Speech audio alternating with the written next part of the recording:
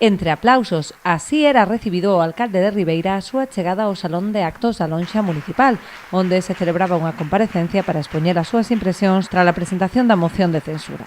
Dende logo, o Partido Barbanza Independente ten que explicar cales son os motivos reais de presentar esta moción de censura.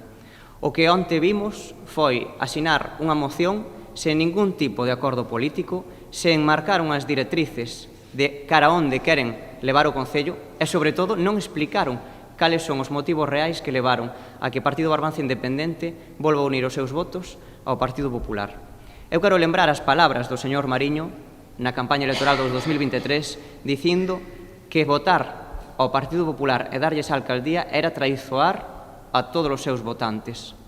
Eu quero preguntarlle directamente ao señor Mariño que motivou a que o seu partido, de feito, nin todos os membros do seu partido, porque só acudiron 3 a presentar esa moción de censura, dos 5 que son, que levou a que, pois, en Ribeira haxa ese cambio de goberno.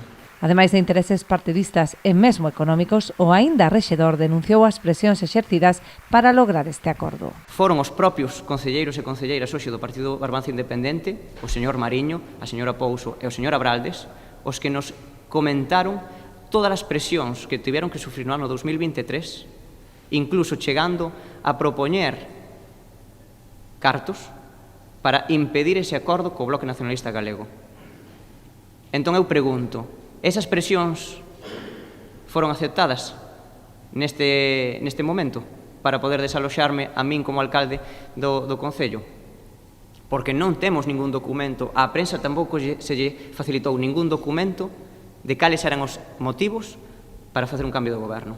O certo é que, a pesar de que foron 4 os membros do PBBI que asinaron a moción, a concelleira Tania Redondo segue a desempeñar as súas funcións dentro do goberno, a diferenza de Vicente Mariño, Herminia Pouso e Fernando Abraldes, que xa foron cesados por decreto da alcaldía. Polo tanto, haberá que agardar o pleno do 13 de outubro para ver se se posiciona xunto co seu compañeiro Juan Luis Furones, desmarcándose co seu voto dos promotores da moción, confirmando así a posible existencia de coaccións por parte do seu propio partido. Acabou asinando mediante moitas presións as que someteron a esa concelleira, aclarar tamén que eu pídolles tanto ao señor Furones, que xa o verbalizou públicamente, como á señora Redondo, que saian coa cabeza ben alta do goberno municipal.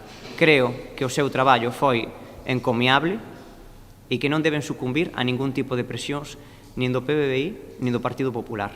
Ante todo, compre ter a dignidade e a cabeza ben alta. E creo que os concelleiros e concelleiras que estamos aquí, igual que o Partido Socialista ou o Partido Barbanza Independente, que pasará non a escritos, poden sair ca cabeza ben alta do goberno municipal porque fixeron moi bo traballo. Non deberían sucumbir a ningún tipo de presión aos que están sometendo a eses concelleiros.